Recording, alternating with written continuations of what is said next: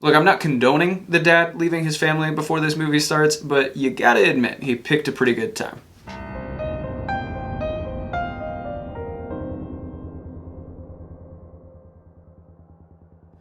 Welcome back, everybody. I'm Jake, the Scary Story Guy, and today we are diving deep into the Evil Dead film franchise, specifically the newest installment in theaters now, Evil Dead Rise, which is a movie that, if nothing else, gave me a personal payoff that has been building up for a while because my mother-in-law frequently grates cheese in front of me, and she always lets her fingers get like way too close to the grater. I keep expecting disaster to strike, it never does. She's some kind of cheese wizard or whatever, but I realized that for as squeamish as the tool makes me, I've never actually seen someone get injured by a cheese grater. Until now. Okay, so this is the fifth Evil Dead movie since the franchise began all the way back in 1981, but happily you don't have to have seen any of the others in order to watch and enjoy Rise. It's a standalone story. Really the only thing that connects it with the other Evil Dead movies is that in every film in the franchise, all the mayhem gets kicked off by someone reading out of the Necronomicon, the Book of the Dead, bound in human flesh. And full disclosure, I am a relative newcomer to this series. I saw the original Evil Dead years ago, liked it all right, but never watched the other films. But over the last couple of weeks, I watched all 4 movies in the series before going to theaters to see Evil Dead Rise, so it's all very fresh in my memory. So my goal today is to do a brief run-through of the other films in the series before culminating in a spoiler-free breakdown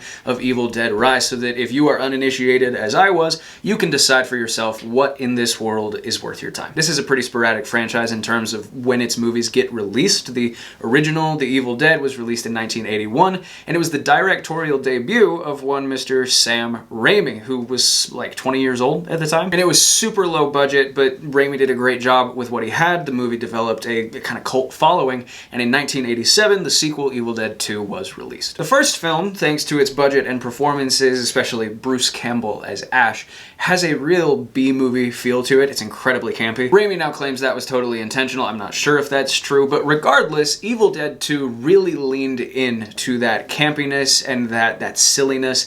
It's not even trying to be serious, it's just a straight-up comedy horror. And Army of Darkness, the third Evil Dead film released in 1992, had a pretty similar vibe. The first 3 movies are hit or miss for me. The first is good for what it is. The second, even though it's widely considered to be the best in the franchise, is actually probably my least favorite. I think it's too goofy and not funny enough for my taste, although I will admit it has one of the greatest lines in movie history. Groovy. But Army of Darkness actually did work for me. Even though it's very silly, I felt like more of the jokes landed, and I probably liked that one best of the first 3. So if I'm ranking those, I'd probably go 3, 1, 2. The franchise lays dormant at this point for 21 years until 2013's reboot, Evil Dead. Not The Evil Dead, just Evil Dead. Evil Dead 4, if I may. And unlike the original trilogy, which contained buckets of blood and buckets of fun, Evil Dead 4 was like, let's just do double the buckets of blood. I mean, my god, that is a gnarly movie. And it's pretty good. It's a totally standalone film. You don't have to be familiar with the first 3 to watch it, and I'd recommend it. It's up there with Army of Darkness for me. Which brings us to Evil Dead Rise, ostensibly the whole reason you clicked on this video,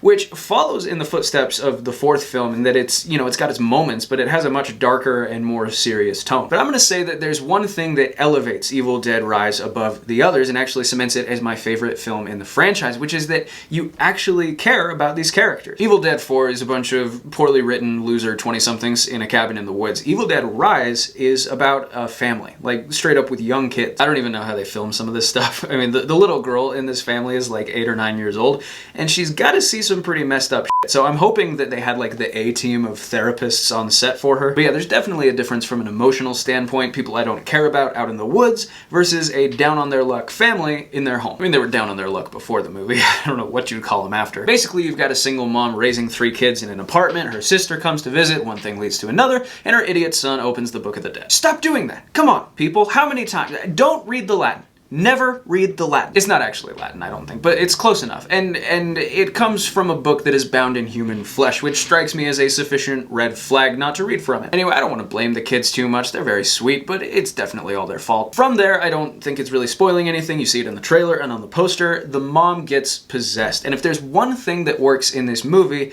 it's her performance. Alyssa Sutherland, she's an Australian actress, and she's very, very good, both as the normal mom and the possessed mom. It's a great physical performance that contortions of her body when she's possessed and the movements of her face. She's clearly just having a great time. She's got a lot of physical talent as a performer, and yeah, she really pulls this off. This movie works a lot better because the antagonist is so viscerally frightening, right? It's something you can even tell from the trailer, some of her line reads. Mom?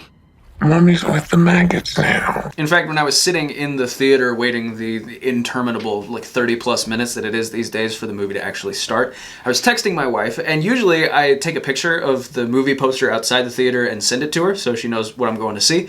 But this one's a little creepy. It's got a picture of the mom on it, so I was like, she doesn't like horror stuff. I'll spare her. But she's like, no, you know what?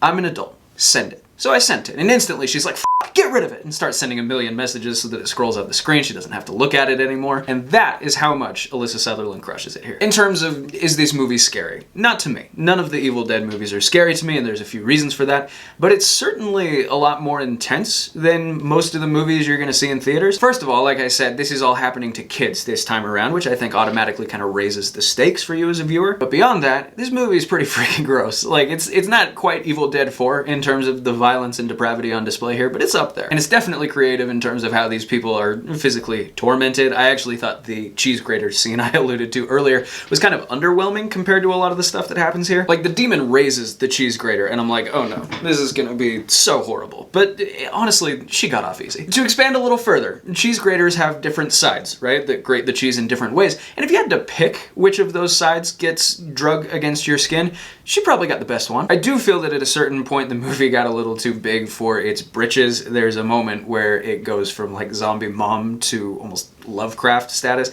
And so, you know, by the end I was like, all right, let's wrap this up now. And there's a fairly confounding opening and closing sequence to the movie that doesn't really feel like it fits with the rest of the project at all. It's almost like they were like, hey, this movie's only 80 minutes long, we gotta tack another 10 minutes on so people feel like they got their money's worth. And I'm not complaining too much because the title card reveal for this movie in the opening is fucking sick. Like, it got me more hype than any title card reveal I've seen in I don't know how long. But yeah, ultimately, Evil Dead Rise isn't gonna win any awards, it's not gonna be on any, you know, best movies of the year list, but this is pretty damn good for April. So go see it, even if you're unfamiliar with the rest of the franchise. You may want to save your money on snacks. I don't think you're gonna want to do a lot of eating in this movie once the action kicks off, but I am gonna give Evil Dead Rise 3.5 stars out of 5. Alright guys, make sure to like this video if you've got this far and subscribe to my channel for more spooky content coming soon. In the meantime, thank you for watching this video, and here's hoping you survive to see the next one.